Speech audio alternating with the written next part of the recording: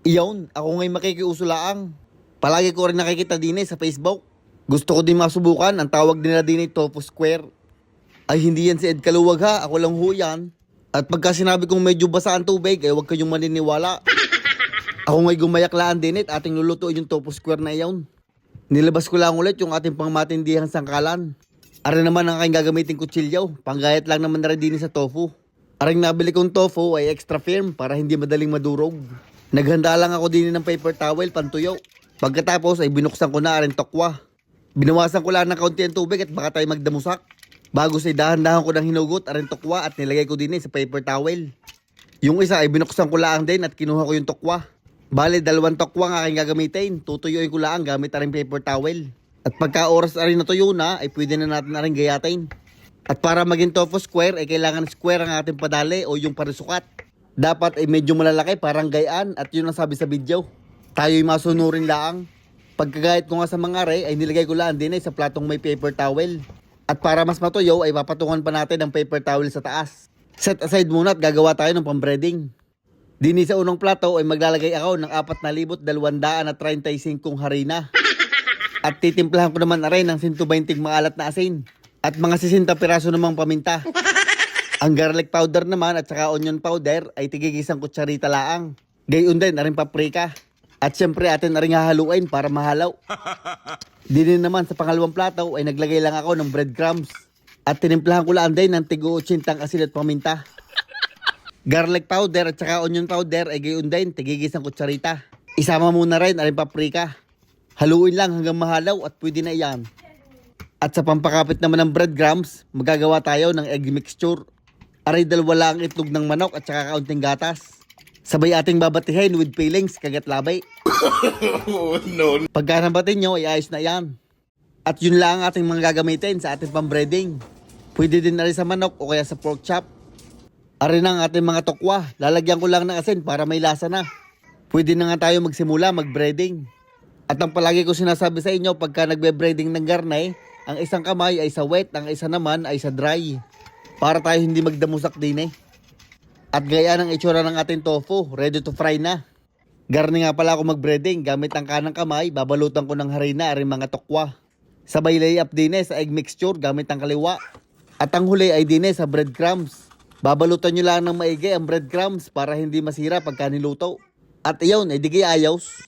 Ready na rin aring mga tofu square natin ating ipiprito. Aring maliit na kawali na lang ang aking gagamitin. At para talagang healthy ang ating kakainin, avocado oil ang ating ipampiprito. Madami-dami ang aking gagamitin at ang gusto ko yung medyo deep fry. At para malamang mainit na ang mantika ay garnay. Pag yan inabulan na, ayos na yan. Isa-isa na natin ikakamada aring mga tofu square. Kung sa Tagalog ay tokwang parisukat. Pinirito ko lang ng mga 3 minuto siguro hanggang maging garnay ang kulay. Golden brown. Ay medyo nakulangan nga ako sa kulay kaya binaliktad ko ulit. Pag ayos na sa inyong kulay at malutong na yan, ay di ating aahonin na. Garna ang magandang kulay pagka kayo nagprito, gayahin nyo na lang. Pagkatapos sa unang batch, ay sa pangalawang batch na agad tayo. At habang iniintay nating maluto iyon, ay gagawa naman tayo ng sauce. Naglagay lang ako ng mga 3 kutsarang mayonnaise. Kaunting patak na rin toyo. Ara namang nor seasoning, ay pasisiritin lang natin ng kaunti. Kaunting kalamansi lang kahit medyo naparamay. At saka mga 1 kutsaritang oyster sauce. At para yan na ilalong sumarap at tayo ganahan, maglalagay ako diyan ng diced onion. At ang huli, 1 kutsarang rino. Hahaluin nyo lang ng maigay hanggang maging garnay. Bago matapos ang halaw, maglalagay muna ako ng pampalakas ng butaw. Mga 2 hanggang 3 kutsarang gatas laang. At para din hindi masyadong malapot ang ating sauce. Ayos na, pwede na tayo mag-plating. Gamit na rin ating itim na platong pangmatindihan. Maglalagay muna ako ng shredded lettuce sa gitna. Bagos aring ating mga piniritong tofu squares. 3 piraso lang para I love you. Sauce naman ang ating ilalagay. Ididrizzle lang natin diyan sa tuktok ng mga tofu squares. At para sumarap na ay sumarap pa, maglalagay naman ako ng garlic chili oil. Abay hindi pa yan tapos, may crispy onion pa yan sa taas at saka aring green onions. At iyon na ang huli. Presenting ang ating tofu squares sa bed of lettuce. Garna ang version ng tofu square na medyo sosyal, pang restaurant. Sa murang halagang 10 dolyares, may libre pang tubig. Ay siya ay paano, titikman na ni Ed Kaluwag. Aring unang parisukat para sa inyo, dadagdagan ko pa ng sauce. First time ko pa nga lang aray matatry, kaya titingnan natin. Abay, kalaki nga ng square na ayaw, ay muwal ay. Masarap nga din padaling garne.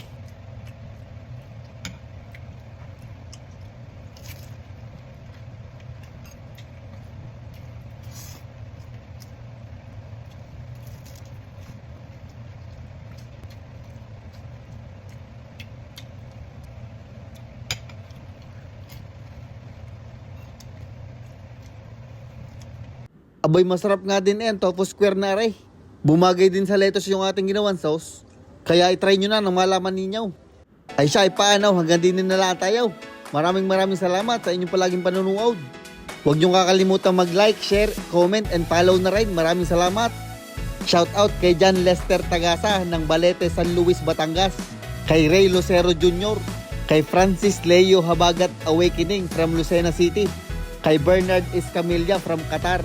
At kay Ethel, maraming salamat mga idol at mag-ingat kayo palagi.